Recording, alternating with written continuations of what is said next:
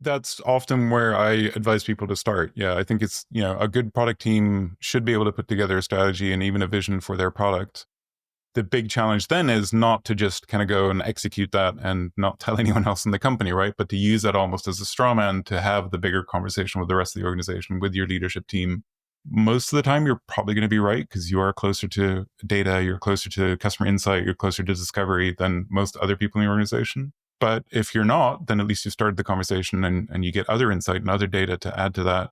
Hello and welcome to the show, in an episode where we go deep on all things related to making good decisions in product. But before we do that, obviously you've made a good decision to listen to this podcast episode, but why stop there when you can make another good decision and follow this podcast on your favourite podcast app or subscribe on YouTube? Like and share with your friends and maybe even let me know what you think by dropping a comment or leaving a review wherever you get your podcasts. Anyway, decisions, where do they come from? On tonight's episode, we dig into the decision stack, talk about why product vision and strategy are crucial to make sure you're making the right choices and inspiring people along the way. We talk about what to do when you don't have a product strategy, how many companies are missing one entirely, and ask why are so many product people not so good at this stuff, and how can they get better? For all this and much more, stick with us on One Night in Product. So my guest tonight is Martin Eriksson. Martin's a titan of product management thinkers who apparently started out as a web designer and developer before realising he didn't have enough talent at either of those things and took the easy way out to move to product management. He's since worked in leadership roles across a variety of companies in a multitude of countries, also finding time to found Product Tank, co-found Mind the Product, and write a book on product leadership before moving on to live out his Shark Tank fantasies as a product partner for a VC firm. He's now out on his own, writing a new book talking about the decision stack, which will give us all a mental model for strategic alignment, prompting the obvious question from company leaders around the world: strategic what now? Hi Martin, how are you tonight? I'm great, thanks Jason. Thanks for having me on. No problem, it's good to have you on. We've been talking about this for a little bit, and I'm glad that we've managed to find a space in your busy schedule, so hopefully it's not going to delay the book too much. But we'll talk about the book in a minute. Before we do any of that, I want to just sort of start. I always like to start with a kind of an easy underarm question. Just ask you, Martin, what are you working on these days, including the book? So yeah, in addition to the book, I'm basically doing the whole portfolio career thing, I suppose. So I'm doing a bunch of advising for startups at kind of the board level, CEO, founder level, advising a couple of venture funds and talking to PE firms and things like that as well. So just kind of keeping my hand in the game and I think more and more trying to have that conversation more about strategy and more about how we build business in addition to how do we then do that with product. Well, yeah, that's right, because you were obviously a product operating partner for EQT Ventures for a while, advising their portfolio companies on all things product, I assume. You're still doing some of that, and I think you're still doing some of that with them as well, kind of, but maybe just a little bit less so. But yeah, how do you find it as a product person, going into, from the investor side, some of these companies, and obviously working with lots of different types of companies as well, I'm assuming. What has that taught you? How has that expanded your kind of mind or thinking about some of the stuff based on all the different types of things you're seeing? No, I mean, it's been a fascinating journey. I think I've been doing it for 7 years now, kind of part-time initially, full-time for a couple of years, and then now back to part-time. And across that, I think I've advised over 150 portfolio companies, both on the venture side of EQT, but also the private equity and growth side. So kind of every single scale, consumer, business, all of it basically. And I think the fascinating part is really two-sided. One, it's remembering that, these product challenges, we are not alone. Everyone faces kind of the same challenges. So there's a little bit of a playbook on, in ventures, Series A was our sweet spot. So they tend not to have a dedicated product person. It's one of the founders filling that role. So how do you then help them kind of transition? How do you make sure that they don't go immediately and hire a VP product because they probably don't need someone that senior, all those kind of things. But the other fascinating part is really just learning more about the venture business. And I think realizing just how challenging that can be as well, and what a different trajectory it puts businesses on. I think there's a lot of debate out there, right, about whether you want bootstrapped or venture funded. And I don't think it's necessarily a binary choice, but neither is necessarily right or wrong. But when you are on the venture train, it is a very different journey. And I think the final piece is really understanding the kind of the business of VC, right? Everyone thinks VCs tend to be all powerful, make all the decisions, can just pump in money, but they kind of forget that they have customers as well, right? And the pension funds generally that we had as investors, you feel a responsibility that you're kind of investing someone's pension. You don't want to mess that up. But also you have rules that you have to stick to. You have things that you have signed up to with your customers. And that fundamentally drives the decisions that you make. So it's really been a fascinating journey, but seeing that pattern recognition across a bunch of companies, but also really getting into the guts of how the business works. Yeah, no, I mean, it is fascinating. And I've done a little bit of work myself with VCs now as well. And it's definitely interesting seeing, some of the decision making behind the curtain, I guess. But one of the interesting things I think about kind of this VC versus PE debate, which is obviously VCs are kind of PE, right? But like the VC, classic VC and the PE kind of more like maybe larger companies or like ownership, buying ownership of existing companies. It kind of feels like there's like a different playbook for both of those things, like naturally, because they have different goals and they have different expectations. And it feels like a lot of the classic product advice that you see out there is very much focused towards obviously big tech, but also kind of VC style companies where they've got a lot of money that they can burn to get stuff done and they don't have to worry about profits yet. And it's all about growth.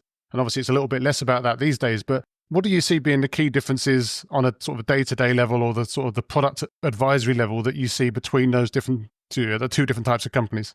I think the biggest one that you haven't already hit on is probably just legacy, right? I think private equity tends to go in a lot to large existing companies, whether they are doing, that hateful word, digital transformation, or just kind of business transformation, or just trying to invest and grow the business. Fundamentally, there's a lot of legacy there. There's a lot of, built up tech debt. There's a lot of org debt, culture debt, like all sorts of challenges like that. And I think that's easy to gloss over when we're talking about the theory of product, right? It's like the reality of managing large organizations with lots of people who have their own agendas and their different incentives might not be 100% aligned. I think that kind of stuff really comes up when you're talking at PE scale. But also the ownership structure is really different, right? So most PE, you tend to own a majority share of the business, so you have a little bit more control. But at the same time, it's an existing organization, so you try to be a bit more hands-off and let the leadership team do what they need to do. Whereas in venture, you're a minority shareholder. There's a bunch of other VCs and operating partners around the table sometimes. So you have to be very mindful about how you advise companies and how you support them, because it can get very noisy for the founders. And at the end of the day, they also have to get back to executing. So those are some of the big differences, I think, for me. But product ultimately is the same thing, right? We're still trying to solve for our customers. We're still trying to figure out what's valuable for them. We're trying to discover that valuable product and then figure out how to ship it. So the fundamental core first principles of product, I don't think changes, but obviously all the stuff around it does. Principles over process, right? Yeah, hopefully. Too often not true, right? But well, yeah, and that is the thing. And, then you get into kind of whole, what is a product and, what is a product company and all these different things. Yeah. But yeah, it's just you do, and I do, and I'm sure you do as well, see people out there. There's been a bit of pushback against maybe what they see as idealistic product thinking these days, and people kind of saying, well, these books don't, they don't represent anything about like what I do. But to that point about principles, do you think it's important to still try? Like, because some people sit there and they go, well, yeah, I can't do all of those things, so they don't do any of those things. But it feels like they probably should do some of those things. No, and I mean, again, I don't love the term, but as a thought leader, as an author, I've already written a book about product leadership. I think it's, and having spoken to and shared a stage with most of the product thought leaders in the world, I think, given emceeing the Mind the Product stage, I think we all realize that, like, yes, when you put it into a book, when you put it into a model, when you put it into a process or a framework, whatever label you want to stick on it, it is a simplified version of reality. Like, it's the only way to communicate these things. And there is this difficulty of trying to represent the n-dimensional fractal kind of reality in a simple 2D graph that fits on a nice slide or in a book, right? So of course it's a simplified version, but that doesn't take away the value from it, hopefully, if you, to your point, kind of learn how to think about those first principles. What are the different tools that I can pull out, whether it's Marty Kagan, whether it's our book, whether it's others, to think about how to improve the way you work and the way you build products. And I do think, there's rightfully maybe a bit of pushback to think about, well, there is no perfect organization, obviously. I don't think there's any organization in the world that is utterly perfect from end to end and does everything correctly. Or, again, correct is a loaded term, but I think there's definitely, a path that we can be on to improve. And I think as long as we're always thinking about how can we do this better, whether it's the product we're building or the organization that we're using to build that product, I think that kind of challenging the status quo is something that's almost a personal mission to me. And that's why I'm always kind of keen to keep learning and trying to figure out how to do this better or how to communicate it better as well. No, absolutely. I mean, like the Neil deGrasse Tyson of product management. But one of the things that I've noticed when I've been working with VC firms, for example, is you get introduced to your point, like an earlier company. So like, again, sort of Series A or before. And they start, getting to know you, and they realize that you're a product person. And they're like, oh, we don't need a product person. Like, we need a marketing person, or we need a sales person, or we need a business person, or we just need investors or whatever. They think like product people are for bigger companies once they've got like a bigger portfolio, and they need people to kind of just sit there typing up tickets for people. But then you speak to these people and you realize actually so many of the fundamentals of what they're struggling with or that they need assistance with are, value proposition and strategic issues, and like how to work out, what to build in the first place, and where they should go to market and stuff. All things that I find fundamental to being, or the fundamental product practices that product people should be able to help with. Is that something that you've seen, or is that something that maybe is just kind of limited to certain types of people that work in certain types of company? Like, do you see that same sort of mindset? Like, we don't need product, and then you talk to them and you realize that they really do. I think I was possibly pretty lucky in a lot of our portfolio companies, and maybe some of this is self-selecting because I was obviously part of the process of how we selected companies and part of the pitch and things. But I will also say I think EQT, we're not unique, but very few VC firms, we are all former founders and operators ourselves. So we have a different view, I think, than some VC firms, especially in Europe. But having said that, I think a lot of our portfolio companies were very open to product.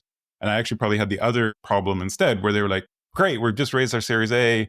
Let's go hire a VP product from Meta or from Google or something like that. And you're like, wait a minute, that's not really what you need at this stage, right? And kind of talking them down from that and helping them realize that what they need is execution help, so that the founders, I'm still a massive believer in the founders should be involved in strategy, should be involved in product, but they need help with the execution piece. So you need a senior product manager or something like that. So that kind of conversation probably happened more often for me. But absolutely, I think there is still a lack of understanding out there about what product is and how it can help. And I think we're probably not helping ourselves by constantly writing articles about product management is dead. But I think there's a challenge there, right? And it is one of these, I think the biggest challenge I actually had personally was that you look around and, we had analytics partners and we had, talent partners and things like that in the team as well, who were helping with other parts of the functions of these startups. And they can very quickly show results, right? A head of talent can come in, set up a pipeline, help you hire a couple of the key execs, and you're up and running, and it's amazing within a month or two. Product coach comes in, helps you hire a product manager. It probably takes 6 to 12 months for that to really show impact. So I think some of that is just makes it really hard in our role to show that initial impact and to build that trust as quickly as you maybe need to in a startup environment. It's funny though, because whilst I 100% agree with that take about obviously product isn't really going to have an impact tomorrow. There's this whole idea about product are responsible for future revenue, and say sales are responsible for now revenue or whatever.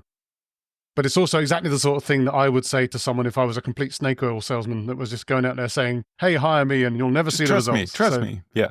So it's really hard to strike that balance. And I guess, it just goes back to kind of, I don't know, merchandising the value, as I think Rich Miminoff would put it, sort of merchandising the value of product management and kind of setting people's expectations. Yeah. And a lot of my role was initially coaching, or still is, I guess, coaching founders and CEOs. But then as we hired that first product person, it was kind of coaching that person to grow into the role as well. So I've coached a bunch of people from kind of VP to CPO, things like that. And that's obviously one of the things we talked about very early on is how do you show impact or start earning that trust as quickly as possible? Like, you may not, add a whole new product line or massively impact the strategy within the first 90 days, but obviously show how you can start having an impact, show the little things that you can improve on, understanding the business, all of those kind of things. So I think there are things we can do in the short term to build that trust, but it does take time to really show the impact and the value that we can deliver. It's like that thing from prison movies, you go in and you got to knock out the biggest person in the yard to prove that you've got what it takes, right? But whatever the metaphorical version of that is. But it's interesting though, because you talk about this idea of, again, people, for example, going and try and get some big name VP from Amazon or something like that, someone that's never worked in a context that is the same as the context that these people are in. And I remember once speaking to one leader in a company who was talking to me about, well, we need $100 million CPO.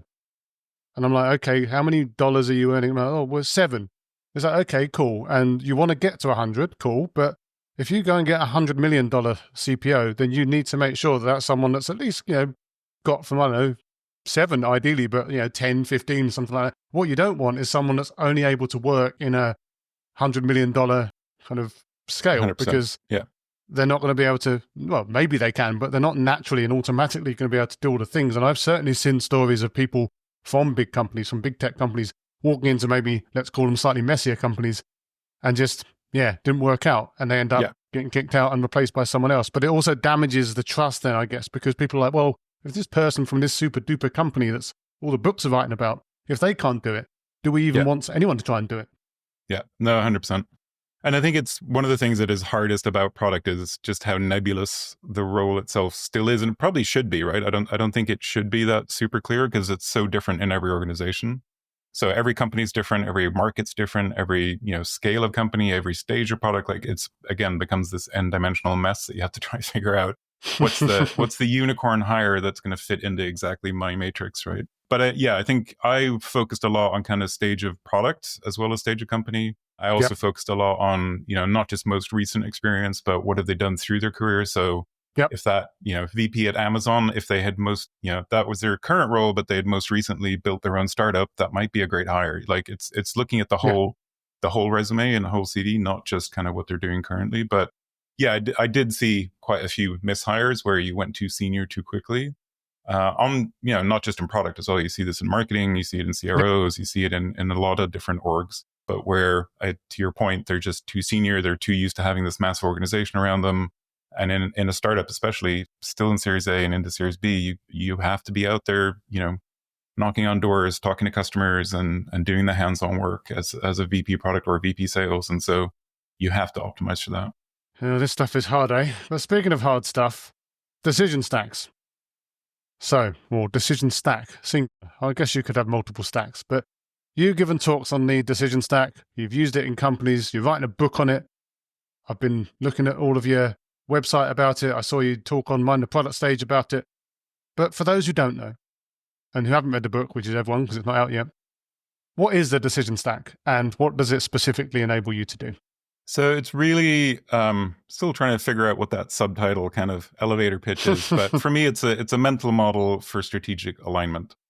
And really, it's about ensuring that we have that alignment from the top to bottom. So from the most senior in the organization, from your kind of vision, your most high level view, down to the thing that you're executing every single day. But most importantly, it also then gives you that alignment from bottom to top, right? So as an individual contributor, if you're a product manager, designer, engineer, data analyst, whatever, you kind of know why what you're working on is important, how it connects to everything else.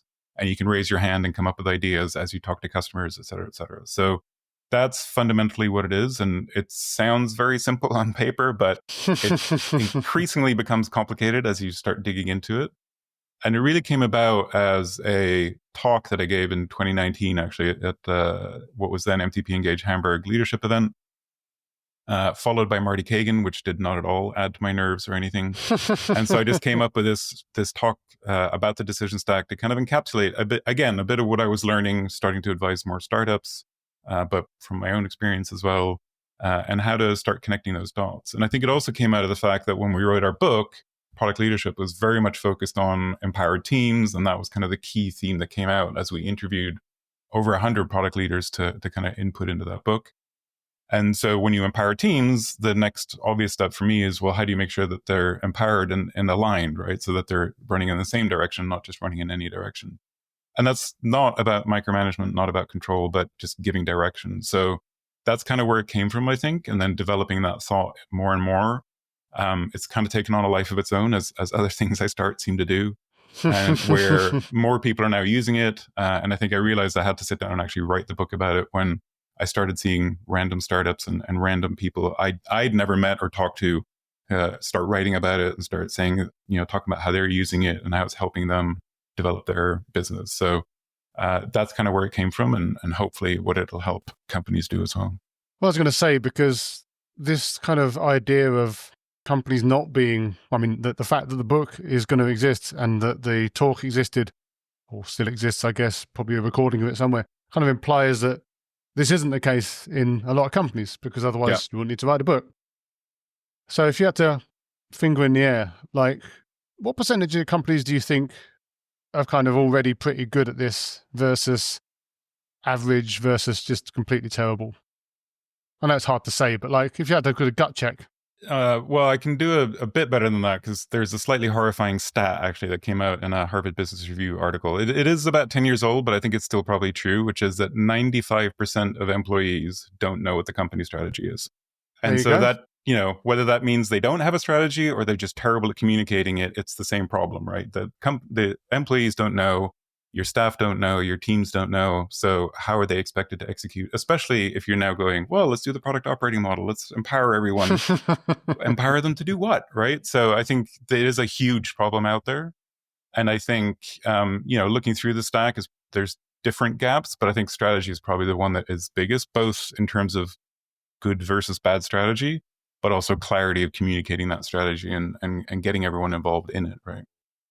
No, absolutely. But is that something that you feel is more apparent, for example, in larger companies that have had time to grow and sort of diverge and go in different directions? Maybe they've got, as I've seen in the past, companies that bought other companies and they all have different bits of strategies, or people aren't talking to each other anymore, or like just they all hate each other because of all the politics. Or is that something that you see baked in from a really early point in a sort of an early startup stage? I'd probably say both, right? I think definitely startups struggle with this because there is that massive inflection point. Generally, again, where we tended to get involved, Series A, you're going through a massive growth spurt, right? So you're 5 to 10 employees, something like that. You raise your Series A round, and within a year, you're kind of 30, 40, 50, 60 plus people, right? That is a massive inflection. And when you are that small group and all the founders still sit around the table and they are having conversations all the time, that strategy is, implicit. It's, you don't need to communicate it almost. Everyone knows it. Everyone lives and breathes it. But as soon as you get over, I don't know, somewhere around 10, 15, 20 people, you have to start thinking about how you communicate it better. You might still have a great strategy. You might have that clarity. But if the rest of the org doesn't know, it kind of doesn't matter, right? So I do think it gets baked in very early. And then it only compounds as you scale, I think. So as you go through that scaling journey, it becomes even muddier because you get more and more layers, more and more people, more and more product lines, whatever the challenge is. And if the strategy isn't clear about that, then it just gets muddier. And then I think at hyperscale or at, the really big tech orgs, it gets back to that fractal nature of these challenges, right? So yes, the decision stack is again a two-dimensional model trying to simplify, the mental model for people, but it probably exists at this like inception level fractal layer where you probably have a decision stack in, per product or per team, and then it kind of ladders up to bigger and bigger kind of stacks. And again, that's why it makes it complicated. I get it. Strategy is not easy either. I get it, but I think as product leaders, as company leaders, as founders, CEOs, like it's our job, right? So we have to provide that clarity and we have to help people understand not only, what's important, but how their individual work is helping that, right? Because I think that's such a motivating thing for everyone on your team as well. It's interesting. That fractal thing makes me think of you've probably seen the same diagrams that I have where you've got like the circle with two people and it's just a line. And then when you start adding more and more people, it just becomes more and more and more like a sort of a spiral graph type thing. And this just idea that, exactly as you say, like you just add more people and it just gets like exponentially more complicated. But the flip side of that, and something that I know you have opinions on, is some people are now trying almost correct in the different direction and going all in on what they call founder mode. And, these founders that are sitting there saying, well, it didn't used to be this hard, so we've got to go back to top-down decision-making, get involved in everything. I think Chesky said that nothing at Airbnb goes out without, going across his desk first. So kind of really sort of concentrating, effectively launch authority, like in Crimson Tide with the 2 keys or something like that. But what do you think about founder mode in the context of product vision, product strategy, and I guess to some extent product leadership? Well, at least in Crimson Tide, it was 2 keys. But no, I think Brian Chesky keeps showing up his leadership failings, honestly. When he talks about founder mode, when he talks about getting rid of product, when he talks about, one-on-one meetings, like all of these things are just signs to me that he has really struggled with this scaling thing. And look, I get it. Airbnb is a super successful business. I don't want to take away from that. It's, had a massive cultural imprint. It is still a huge business today, but they've struggled as well through the pandemic and stuff. And I think the knee-jerk reaction here has been to blame product, to blame meetings, to blame all sorts of things, and try and wrest back that control.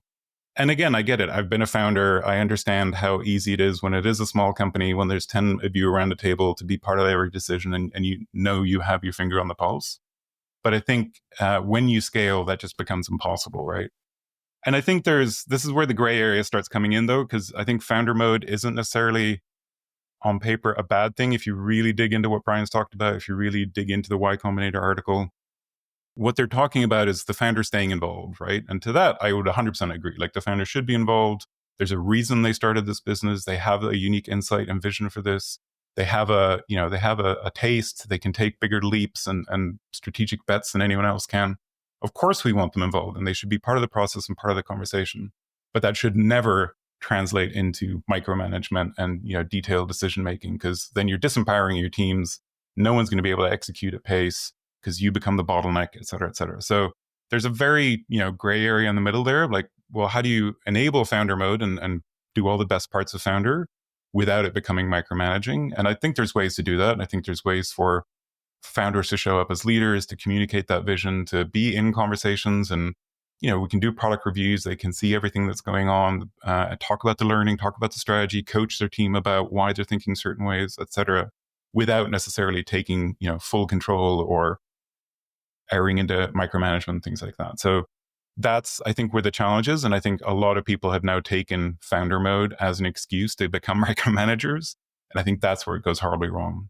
Yeah, it's almost like whether it's the law of unintended consequences or it's very much the law of intended consequences. But this idea that, I think the way I put it at the time, to kind of echo your point, is like, it can be used as an excuse for just about anything, right? Like, I'm never going to sit there and say that someone shouldn't be involved. In fact, I've certainly worked at some places where they should absolutely be more involved. Like, they've taken too far a step back. And I think I also saw somewhere someone writing that founder mode is, rather than trying to make everyone into founders, they should also try to make founders into better managers as well. Yeah, it's like 100%. It's no one's fault that they didn't have that background, but they shouldn't just expect everyone to come to them. There's also kind of a two-way street, right? Yeah, and I think we've seen, I can't remember the author now, but there's the book, right? The $1 Billion Coach, of like the coach behind Steve Jobs and all these other amazing leaders. They had their flaws, but like the amazing business builders that we've seen, I think 100% to your point, right? If we want our founders to step up, then they should think about coaching. They should think about how do they become better leaders, just as much as I think, I've been a professional, that kind of professional management layer. I've been the first VP product into 4 startups. I think I can do better now because I have more of that founder experience. I have the VC vision and things like that than I probably did back then. So I had learning to do, but I think founders can as well. No, 100%. Or should. Well, yeah. Should, could. Moscow. Must, should, would, won't, whatever. Terrible, terrible prioritization framework, by the way. So the decision stack then is made up of vision, strategy, objectives, opportunities, and principles. I want to talk primarily about, to start with at least, vision. So a lot of companies, they have vision statements on their websites. Maybe they have mission statements. Maybe they have both. Maybe they seem to be fairly interchangeable as terms, depending on the company. But whatever you call them, half of them do feel to be, to some extent, generic. Like, you look at them and you're just like, oh yeah, I think, what is it? There was one which was from LinkedIn, which is like, our vision is to create economic opportunity for every member of the global workforce. It's like, that's a fine vision, kind of, but doesn't really tell me anything about anything. You could do, I mean, obviously, yeah, you could do that a million ways, but at the same time, it just seems like just words in the sky. So from your perspective, a vision that can actually be useful and usable, like, what are some of the key aspects of a vision that would make it such? So before I jump into that, I'm just going to take one step back. I think I do talk about vision, mission, objectives, strategy, things like that. But I think for me, it's actually more important to take a step back and figure out why are we trying to fill in this stack in the first place, right? And really, for me, it's kind of answering 5 questions. So first of all, where are we going? And then how are we going to get there? What matters right now on that journey? What actions are we going to take to move forward? And then how do we want to do that work? That's really it. And I think that is the decision stack from top to bottom again. And it helps answer those questions of like, how are we going to do this? But again, from the bottom up, why are we doing this? And then what you use to fill in those blanks is kind of less important. I'm always keen not to be dogmatic about any specific kind of structure, framework, tool set that you can use. And so vision, mission, again, you can use some of those interchangeably. Sometimes it is valuable to kind of set a vision, and then mission can be a bit more defined of how you're going to achieve the vision, things like that. So it's really just important that you're answering the questions as opposed to what you're doing to do that. So on vision, I do think it can be hugely important, a lot because of motivation. So I know personally, I'm much more motivated when there's a great vision in place for a business. I think it's much more setting up for your strategy as well. And I think, again, this is why the stack is so important. It's not the vision on its own that's going to answer all your questions or set the direction for your whole team. But the vision then sets up, okay, the strategy is how are you going to achieve the vision? And then your objective is how are you going to achieve your strategy? It kind of starts building up that bigger picture. And so for me, a vision is about motivating people. It's about giving a big direction, but it can be a little fluffy, right? It's okay because I think they don't necessarily need to be achievable even in like our lifetime, right? One of my favorite visions is actually Oxfam, which is a UK charity. Yep. And their vision is a world without poverty.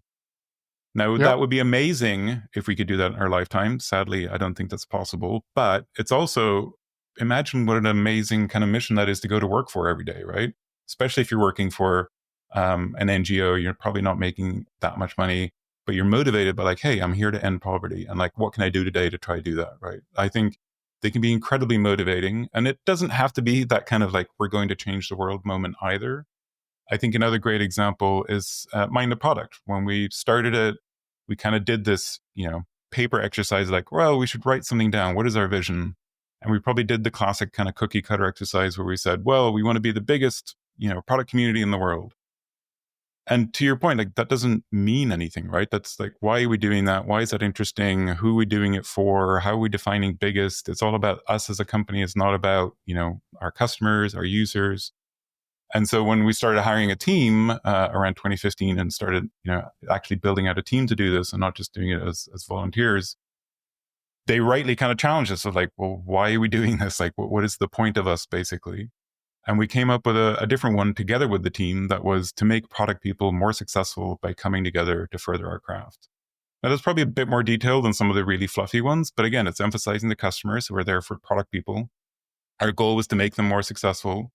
And we knew that the way that we could do that uniquely was by bringing people together around our craft. So I think that became hugely motivating, at least for me. I probably shouldn't answer for the rest of the team. But it also gave us the start of that direction of like, okay, well, what are we doing? How are we doing these things? While also being loose enough that when things changed, we could change our strategy without having to like go back to square one and redo our vision, right? So when the pandemic came along and Mind the Product at the time was 95% revenue from in-person ticketed events, which is not a great place to be as a business when lockdown starts. And we had to pivot to an online subscription model, and we had to pivot to online events. Our vision still made room for that, right? It was still coming together to further our craft. It didn't say that we ran conferences, didn't say that we did training. The things that we wanted to do in order to achieve that vision could change as the market and our customers told us what they needed, but that vision still held true. So I think those are some of the thoughts I have around a good vision. I think it's about that direction. I think it's about empowering and motivating people and starting to make a bit of a decision about who your customer is, why you're doing, what you want the world to look like by achieving what you want to achieve. Now, the aspirational thing is interesting, though, because again, with Mind the Product, with Oxfam, with a number of companies, you can sit there and say, well, like the world is going to be a better place because of these things. And we all know companies that are at the very least trying to solve big, hairy societal problems. But there are also companies that are trying to solve quite boring problems, in the grand scheme of things. And maybe only exciting to a very small subset of people. And I'm not going to name any particular types of companies because I don't want to get loads of hate mail. But I'm sure we can all think of at least one company that we've worked for that, maybe it's just, as Larry David would say in Curb Your Enthusiasm, kind of, so it's one of those types of companies. Is it always possible to craft an aspirational vision for any type of company, do you think? Or are some companies more like, well, yeah, we just got a job to do and we just got to go and do it. And the vision is maybe a little less aspirational, but just more kind of factual. I think you can always be a bit aspirational.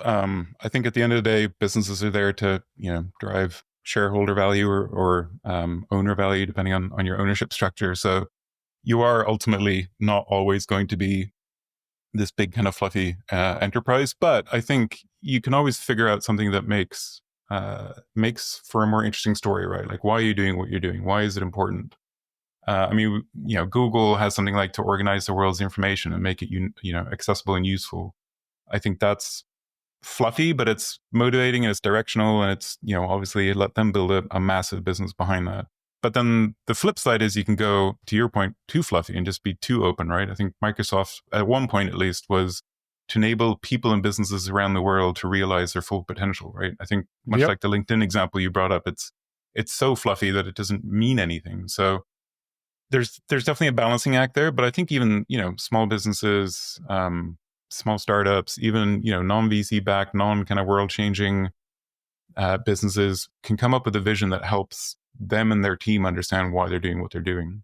All right. So like if we take that at face value and say that there's always something that people can aspire to, they've got to then get there. And that's where we start talking about strategy.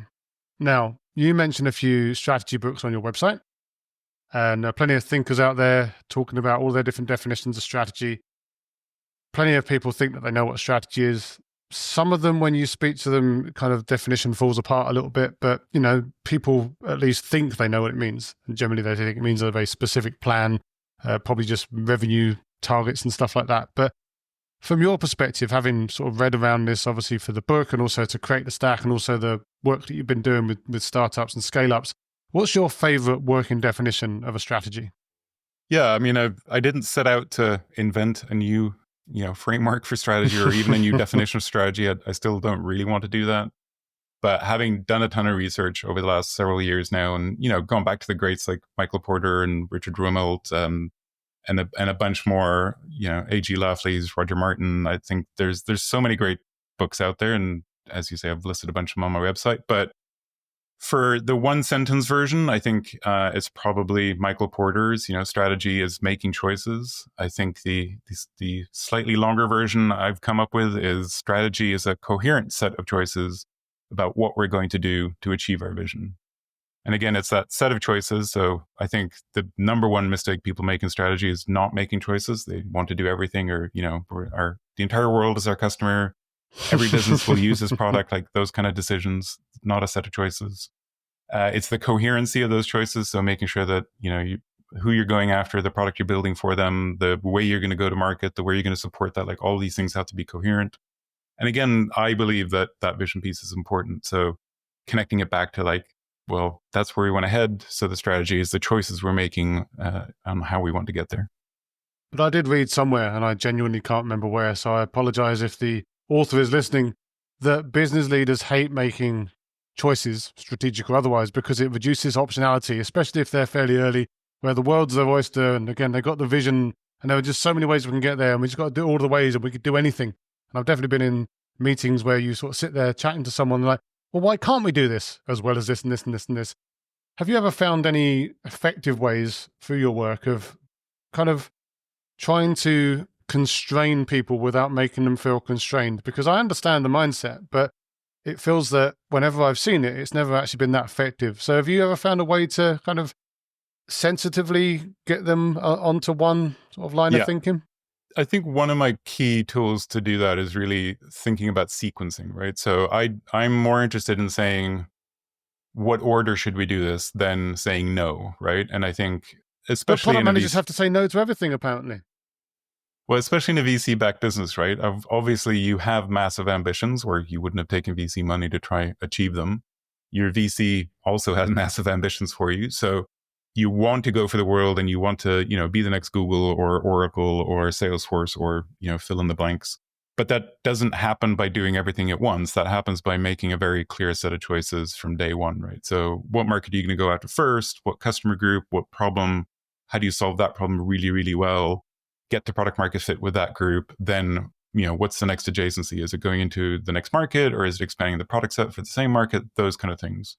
And if you think about it as sequencing, people get on board a bit more, because you're not saying no. You're just saying, we can't do it all at once. So what are we going to do right now that is the most important thing? That also starts, again, in startups, where really a series of disproving or proving assumptions, right? And hypotheses. So You're doing it at company scale as well. So, all right, does this market even want this product? Well, let's go test that thing first, prove that, get the product market fit, then we can go raise more money based on that to go do the next thing and scale and scale and scale. So again, that's possibly a slightly VC funded view of the world, but I think that sequencing story tends to work and help people understand that we're not saying no, we're just saying, let's pick one thing to do really well and do that first. And then we can start adding, one or two things, and we can scale and start adding three things and so on.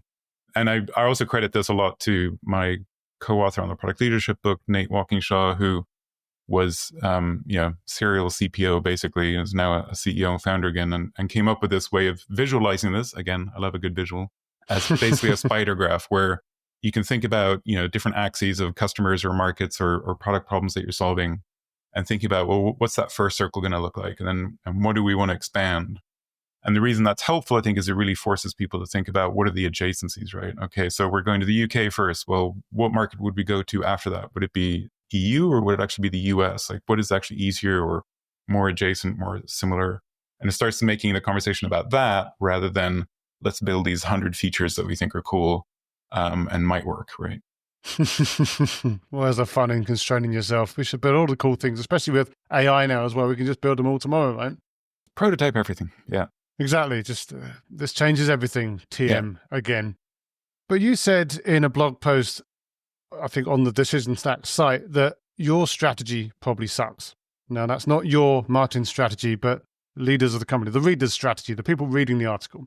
Now, you've worked with a bunch of companies. You've seen a few things. You're kind of like the Rutger Hauer from Blade Runner of strategy. So if you had to put a number on it, I know I hate getting people to put things into buckets, but like, what kind of proportion do you think there are of companies that have like a strategy that sucks, but at least they've got one, versus they just don't really have a strategy at all, or at least a defined one? So I would add a third bucket, right? Like they have a strategy, but no one in the company knows what it is. But well, that kind of makes it suck, right, in a way. Yeah, I would say hard to put a number on, but I think out of the companies that I worked directly with, I would say more of them had no strategy. Again, by my definition of having made any choices, than not, right? So maybe 75% had no strategy and 25% had a strategy but hadn't communicated it very well, or something like that. I think it's really hard to put a number on, but I think it's either way not a very good sign for our industry if we have that lack of clarity. And especially if we, as product leaders, are trying to empower our teams, again, what are we empowering them towards if we don't know what direction or what we're supposed to be trying to execute to? And I think that's the interesting thing that came up a lot, right? Is like, I would get involved a lot for a product problem. I would get involved because, somebody in the company, whether it was leadership or the product team themselves, felt like they're not shipping enough, or their roadmap, struggling with their roadmap, or whatever those kind of classic, more product challenges are. And inevitably, in almost every single one of those instances, for me, it connected back up to a lack of strategy.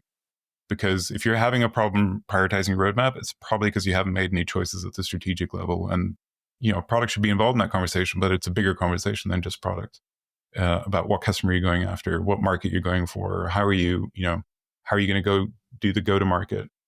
And that becomes especially pernicious if different parts of the org have different views on that, right? So if you're a B2B SaaS company and product thinks that you're going for product-led growth and, very bottoms-up, user-driven growth, versus sales think it's an enterprise sale and they need SSO and all these other things, like that can be incredibly detrimental to a company's success, right?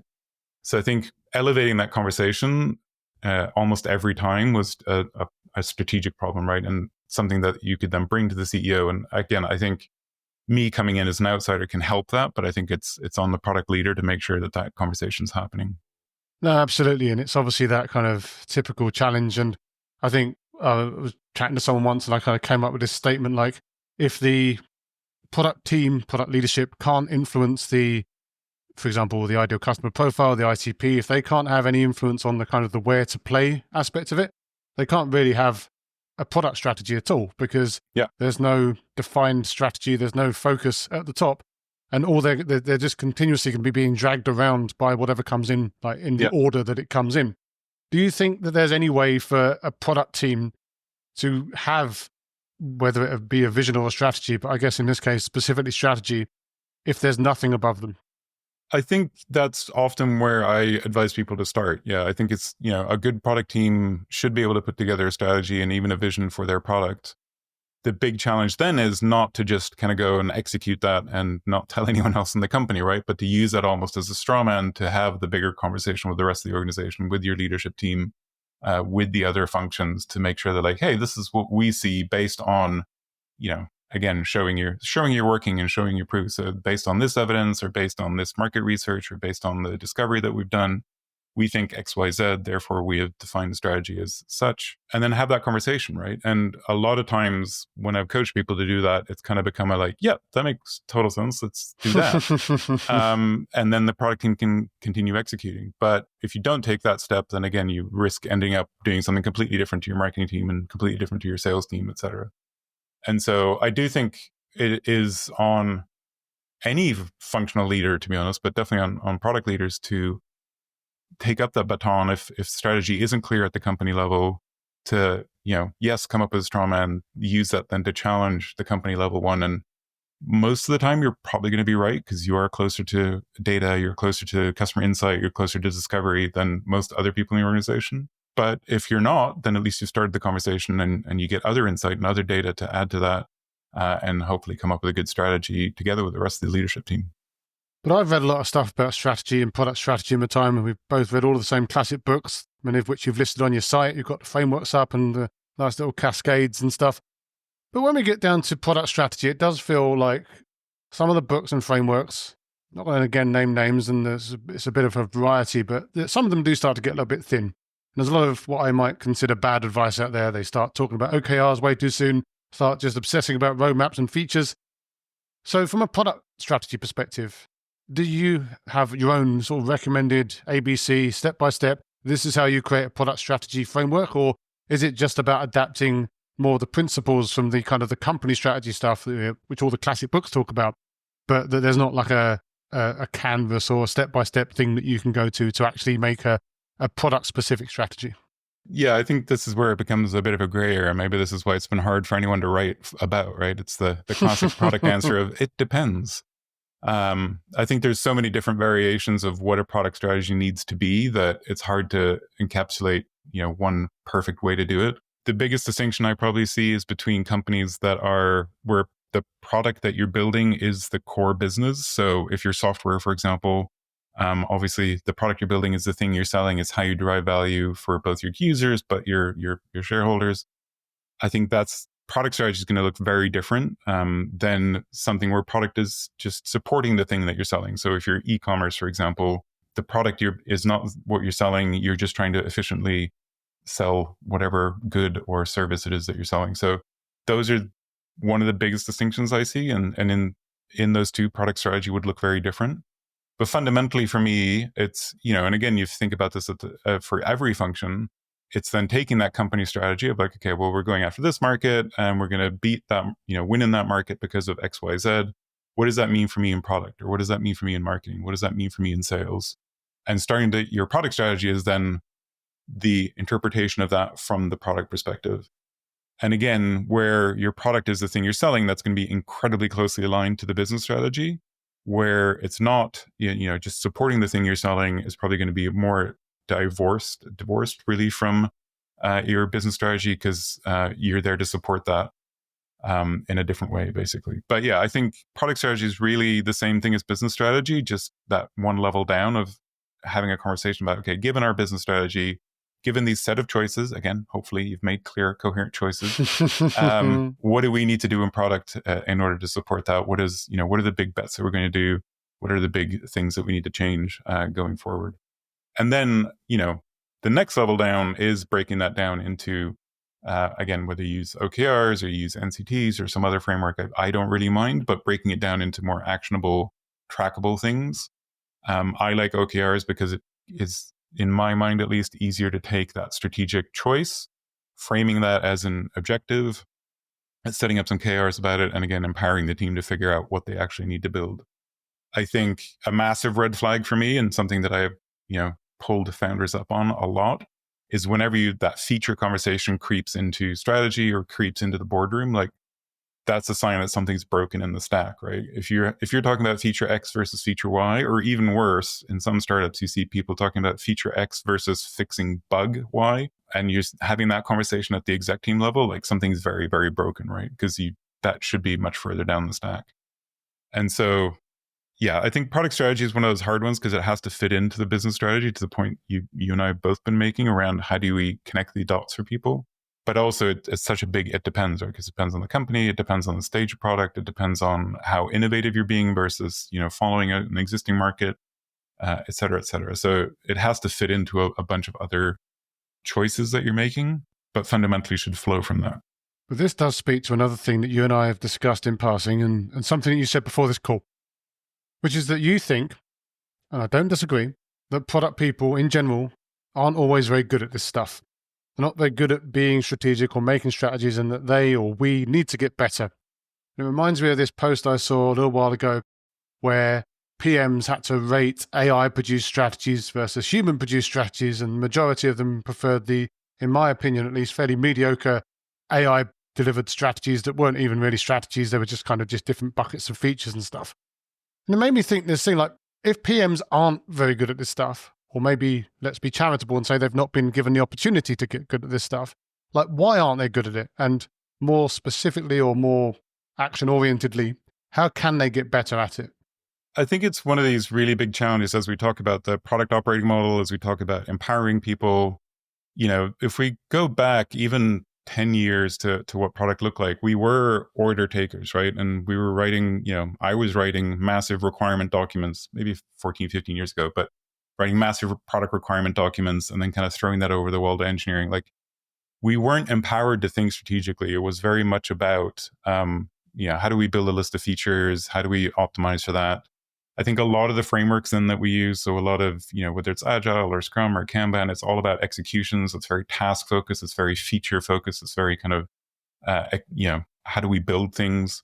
And we've therefore not had enough time maybe to learn how to be more strategic and think more strategically, so that when we're starting to have these more empowered conversations, we can actually be the people in the room who connect the dots between the discovery we're doing with our customer, the data we're seeing in the product, with a strategic insight or hypothesis that we want to take a bet on. And I think that's the biggest role that we as leaders should be having with our teams, but also founders should, even if they're in the room in the early days, making a lot of those calls, there's a way that you can do that where you're coaching people about, this is why I'm making this decision, and this is the insight I have, or the data I'm leaning on, the hypothesis we have, and the bet we're making.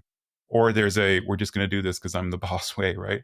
And one of those is teaching people how to do it for themselves eventually, and the other one isn't. So I think there's a lot of things that contribute to this, but I also think this is why, my possibly hot take is I kind of want roadmaps to die, because we as product people get too obsessed about our roadmaps, and roadmaps inevitably pull us into a feature conversation. And I don't want product people to start every conversation with features. I want them to be starting about strategic bets, hypotheses, what the kind of objectives are that they're going after, what the customer needs and problems are. Those kind of conversations, I think, are much, much more interesting and drive a much better outcome for the business than always jumping into features, having, no matter how you kind of organize your roadmap, it ends up being a stack rank of features. And I think it pulls us into this kind of very detail oriented and trying to make a decision between two features, instead of really taking that step back and thinking about how are we actually going to build something that is unique to our business, drives value for our customer, and therefore drives value for us as a business. But there's an interesting rebuttal to that, I guess, which is, I could imagine a salesperson coming to me and saying, well, yeah, this vision and strategy stuff is brilliant, but if you build this one feature, then I'm going to make, we're going to make as a company 500K or whatever a year, because this customer's going to sign. Now, we can all argue and debate about whether we should be getting dragged into feature battles in sales conversations. But if someone comes to you with that, then it's going to become quite hard to defend your strategy and to, quote unquote, just say no. So is that something that in some companies you feel is just always going to be the way? Like, as in, no matter how many books they read or how many TED Talks they go and watch or whatever, that there's just going to be a certain subset of companies where product managers are just going to have to get good at executing that stuff versus having any kind of ideas above their station that they could even be strategic in that type of company? Or do you think there's always things that could be done? I think that's probably one of the hardest conversations we have as product people, right? Especially in that B2B SaaS environment or enterprise environment where, someone comes in with a $1 million check in their hand. Like, are you going to say no to that when that's doubling your revenue for the year? It's obviously a hard conversation. I don't want to take away from that, but I think this is where if you have the ability to have a more strategic conversation with your leadership team and you are making a clear set of choices, I think it's really important as you do that to emphasize not just what you're saying yes to, but what you're saying no to, right? And I think, again, it can be a sequencing as opposed to saying no. But if you're saying, well, we're focused on the UK, and then someone comes in, well, I have this customer in Southeast Asia and they'll give us $1 million. It's like, well, we've agreed not to do that for now, right? So you can have a bit more buy-in if that conversation's happened beforehand. If, on the other hand, you just have a strategic choice, oh, we're focused on the UK, someone comes in with a check and you haven't had the broader conversation, it's just much harder to say no to. And yeah, again, I know that's a pat answer maybe, but it sounds easier on paper than it is in reality. Again, I've been in B2B SaaS. I've had those conversations, and it's always a trade-off thing, right? I think it's something that we have to work through together with the sales. Inevitably have to escalate. I don't think it's just a CRO conversation. It's CEO's exec team thing. And I think we have to be better at highlighting the trade-offs, right? It's not just saying no and then making an enemy for life type thing. I think it is talking about the trade-offs. Like, okay, well, we can do that, but the implications are X, Y, Z. Like, we have to do, internationalization, which we haven't done yet. We'd have to translate. We'd have to do X, Y, Z. That's going to cost us this much. We're not going to be able to achieve these other things that we've already agreed to. What are those trade-offs? I think you asked earlier, like, what's one of the best tools to force that conversation?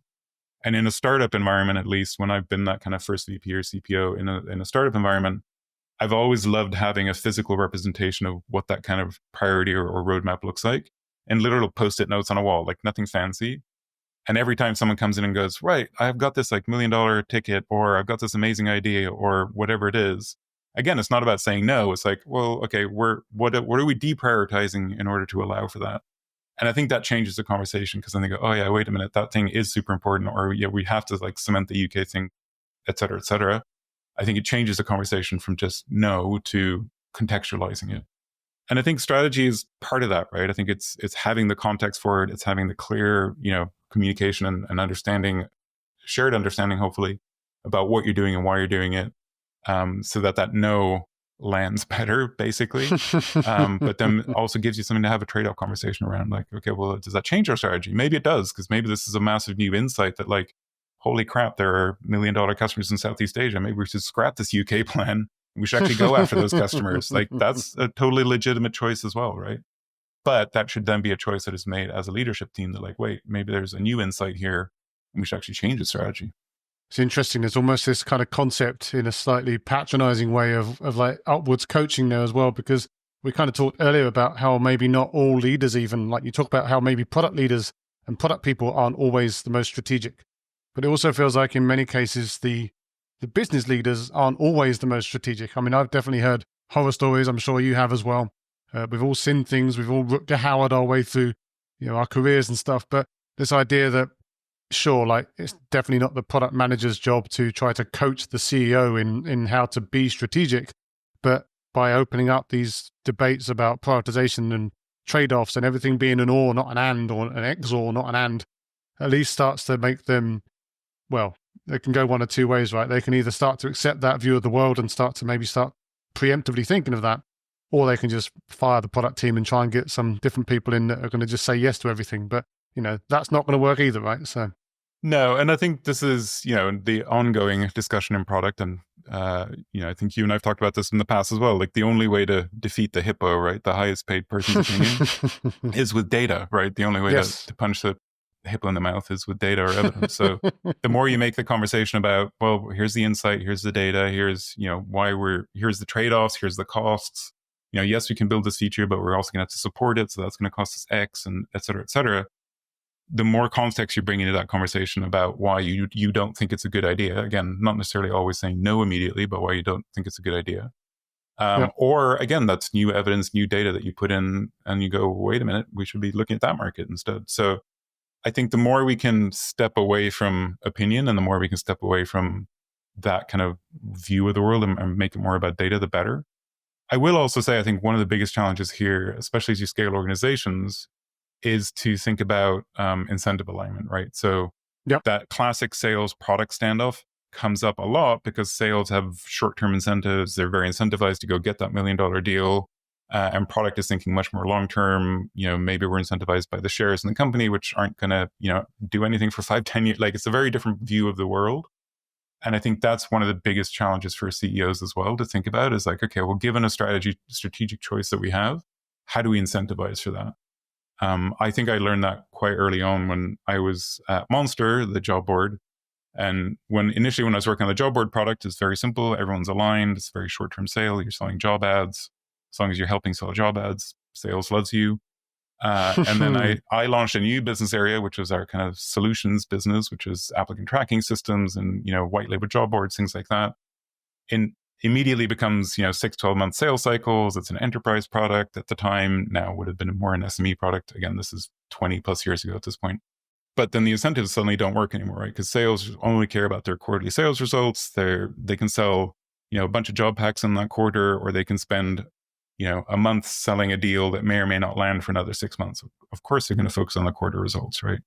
So I think that's where some of that stuff comes up as well. And that's the CEO's or the leadership team's job, is to make sure that those things are more aligned so that when sales comes to you with that $1 million check, you're at least on the same page about why you think this is important or what choices need to be made, and not someone's being incentivized by a bonus at the end of the year and the other person's thinking 10 years into the future, right? That's never going to set you up for success. No, I've also seen people in companies where they maybe have dual roles and each half of the role is kind of directly incentivized in a different way, and the head starts to spin a little bit as well because they're trying to basically achieve two completely contradictory things at the same time. Yeah. Right. Mini lightning round, because this was an interesting thing that we chatted about just before this. And before I let you go, you said before this that many companies' values are useless, in your words. So do you mean, in a kind of Elon Musk fashion, that having values is useless? Or do you mean that companies have useless values that they don't live up to? Probably somewhere in the middle, right? It is obviously a bit of a clickbaity title, I will admit. But I do think when you look around, and this is also based on a bunch of research that friends of mine at Zing did when they were trying to set their own values and principles. And you look around at the industry around us, like what do all of our companies have as values, right? And we have things like excellence, and we have things like build products people love, and all of these kind of, again, very fluffy values. And there's nothing wrong with that. Like, obviously we want to do that.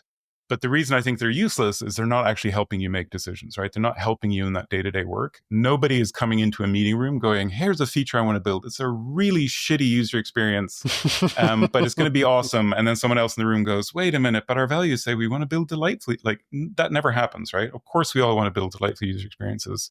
But how are you going to do that? What is the unique thing that you want to do, or the different thing that you want to do that actually helps your team make decisions? So, you can have values that are more focused. You can have values around like, making things intuitive or things like that actually do make a bit of a decision for you. But I actually find it more important to have, I use a lot of even overstatements to kind of help people derive values, or I like to call them principles, just to distinguish that.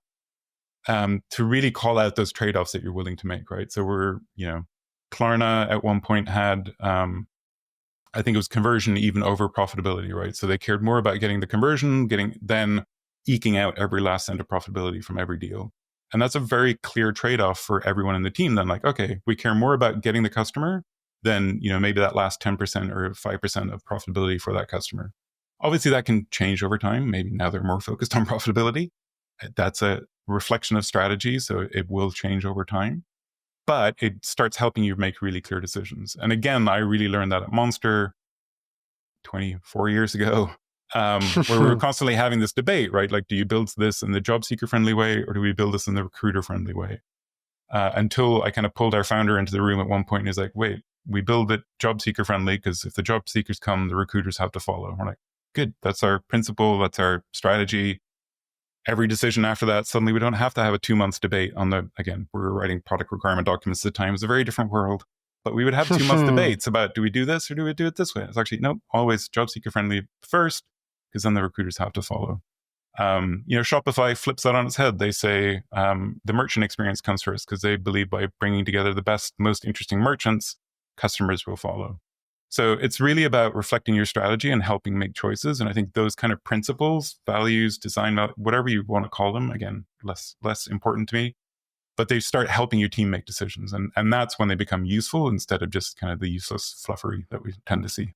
It's funny, it reminds me a little bit, and well, it reminds me of two things. First, it reminds me of when I was working with Dice, the ticket company, who very much want to put the fan first, in kind of opposition to all of the other ticket companies in the world that seem to, do very much the Shopify thing, like everything's about the promoters and the venues, nothing's about the fan. And Dice flipped that on its head, and that's something as a music fan, that's something that I really appreciate. But it also reminds me of the Roger Martin quote around, like, if the opposite of your strategy sounds stupid, then it's not a strategy.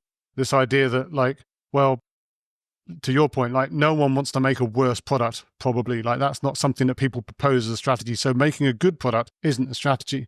Yeah. But focusing on the buy side or the sell side of a marketplace, like, both of those options could be fine.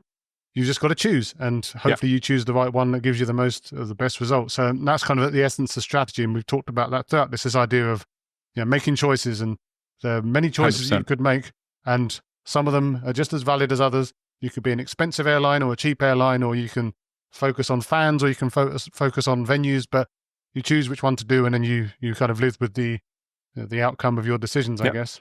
Yeah. But speaking of decisions, if people want to find you after this to either find out more, maybe check out when the book's coming out, or just generally kind of connect with you, where can they come and do that?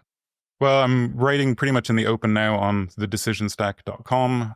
There's a newsletter you can subscribe to, get the free content updates every 2 weeks roughly now. And really just trying to write in the open and get feedback and prototype things as I go and develop the book over the coming months. But hopefully by summer, there'll actually be a book as well on the same site. I will be looking forward to purchasing a copy and putting it on my vanity bookshelf, never to be read in physical form, because I'll also then end up reading the digital version as well, because actually that's the convenient way to do it. But it'll look good behind me, and that's the most important thing. I do the same thing. Well, you've got all the pictures behind you today, so like that's a different thing. Maybe there can be, you can say they're your I'm art. hiding some of the books, I think, but yeah. Oh, they're there. They're there. The Musk biography and stuff like that. Well, anyway, I'll make sure to put all that into the show notes, and hopefully you get a few people checking you out and maybe making some better decisions of their own. Well, Martin, always a pleasure to chat. Always enjoy, digging into some of this stuff with you, and obviously we'll keep doing that as we go forward. But as for now, thanks very much for taking the time. Thanks very much for having me, and look forward to seeing more conversations about strategy.